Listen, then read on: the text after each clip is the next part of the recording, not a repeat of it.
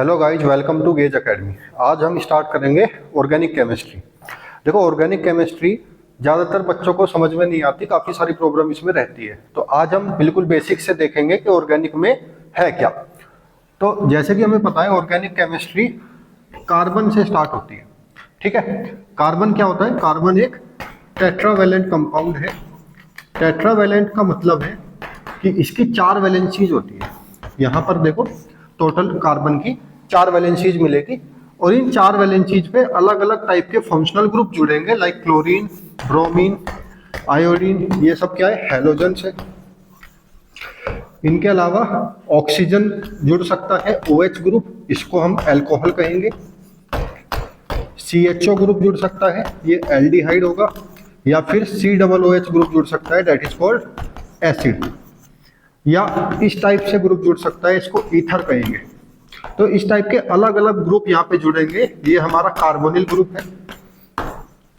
तो ये सारे के सारे ग्रुप जब कार्बन के साथ जुड़ेंगे इन फ्री वैलेंसीज के ऊपर, तो बहुत सारे कंपाउंड्स फॉर्म होंगे, जैसे कि यहाँ पे आपको दिख रहा है।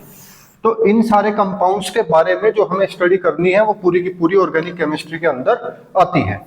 जैसे सबसे पहले हम एल्काइल हैलाइड के बारे में पढ़ेंगे। एल्काइल हैलाइड क्या होता है? एल्काइल हैलाइड में कार्बन के ऊपर सिंपली कोई भी हैलोजन जुड़ा हुआ होता है, इसको हम एल्काइल हैलाइड कहते हैं। सिंपल कार्बन है और कार्बन के ऊपर हैलोजन ग्रुप जुड़ा हुआ है, ये हमारा बन जाता है एल्काइल हैलाइड। ठीक है, तो अब हमें पढ़ना क्या है? हम इन सारे कंपाउंड्स के बारे में सबसे पहले पढ़ेंगे इनकी प्रिपरेशन। जैसे ही हम इनकी प्रिपरेशन पढ़ेंगे, फिर हम इनकी फिजिकल प्रॉपर्टीज के बारे में पढ़ेंगे। फिजिकल प्रॉपर्टीज के बारे में पढ़ेंगे।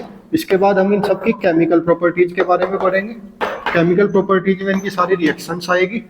केमिकल प्रॉपर्टीज के बाद हम इनका एप्लीकेशन देखेंगे। एप्लीकेशन में ये किस तरीके से हमारी रेगुलर लाइफ में यूज होते हैं, वो सारा पार्ट इसके अंदर आएगा। तो 4 बेसिक चीजें हमें हर एक कंपाउंड के बारे में सीखनी है।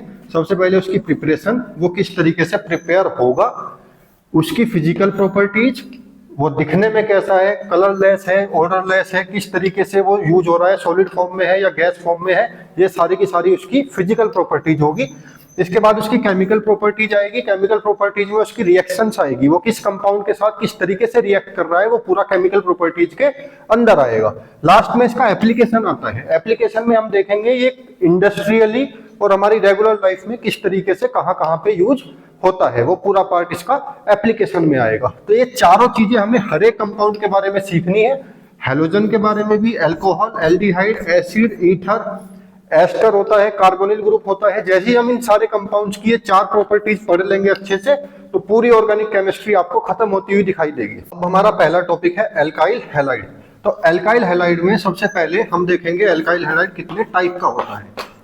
इसमें जो टाइप है वो बेसिकली कार्बन के ऊपर ही डिपेंड करेगा। जैसे कार्बन हमने अभी देखा था टेट्रावेलेंट होता है, तो इसके ऊपर कोई भी अगर हम R ग्रुप जोड़ते हैं और ये हाइड्रोजन है और यहाँ पे कोई भी हैलाइड ग्रुप जुड़ा हुआ है, तो अब देखो इसके ऊपर कितने R प्रेजेंट है। यहाँ पे सिर्फ एक R प्रेजेंट है, तो इसको हम कहेंगे 1 डिग्री। अगर इसके ऊपर 2 R ग्रुप प्रेजेंट होंगे, R एंड R डैश, तो ये वाला जो एल्काइल हैलाइड बनेगा वो 2 डिग्री बनेगा। अगर इसके ऊपर 3 R ग्रुप प्रेजेंट है, तो ये वाला जो बनेगा वो 3 डिग्री एल्काइल हैलाइड बनेगा। अब R ग्रुप क्या होते हैं? R ग्रुप में कोई भी हमारा CH3, C2H5 इस तरीके का कोई भी ग्रुप प्रेजेंट हो सकता है। तो ये सारे के सारे एल्काइल ग्रुप्स है, मतलब कार्बन के ही कोई ना कोई ग्रुप्स है। तो सबसे पहले जो डिस्ट्रीब्यूशन होगा वो डिग्री के ऊपर बेस्ड होगा। अगर एक R ग्रुप है तो 1 डिग्री एल्काइल हैलाइड होगा, 2 R ग्रुप होंगे तो 2 डिग्री एल्काइल हैलाइड होगा, और 3 R ग्रुप होते ही वो 3 डिग्री एल्काइल हैलाइड बन जाएगा। इसके अलावा अगर कहीं पे डबल बॉन्ड है और डबल बॉन्ड के पास यहाँ पे कोई भी हैलोजन जुड़ा हुआ है, तो इसको हम कहते हैं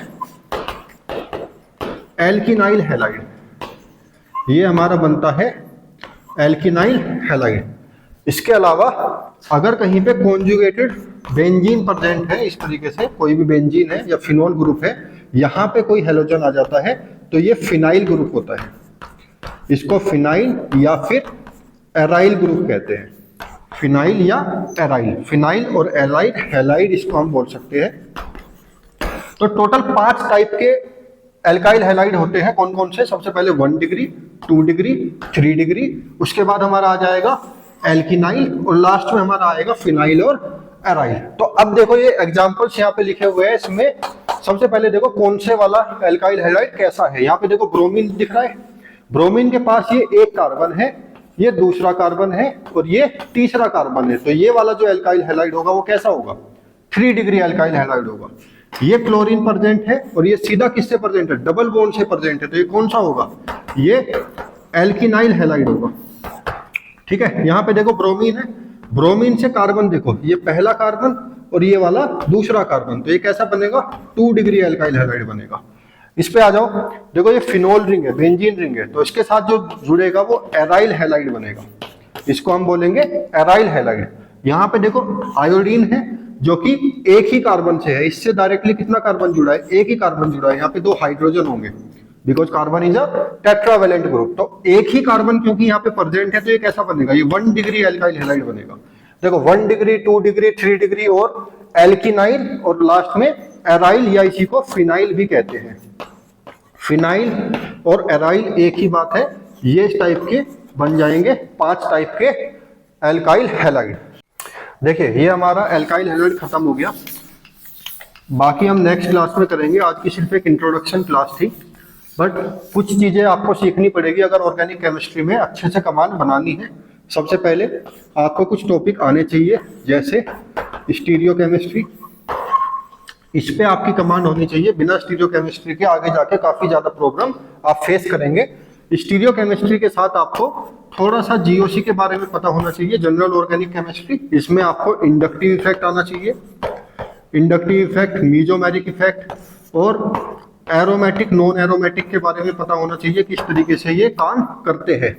इसी के अंदर आपको थोड़ी सी नॉलेज होनी चाहिए डोनर एबिलिटी की और एक्सेप्टर एबिलिटी की। इसी से आप न्यूक्लियोफाइल और इलेक्ट्रोफाइल के बारे में पता लगा सकते हैं, कौन सा कैसा न्यूक्लियोफाइल है और कैसा इलेक्ट्रोफाइल है। तो जीओसी और स्टीरियो केमिस्ट्री की आपको एक बेसिक नॉलेज होनी चाहिए।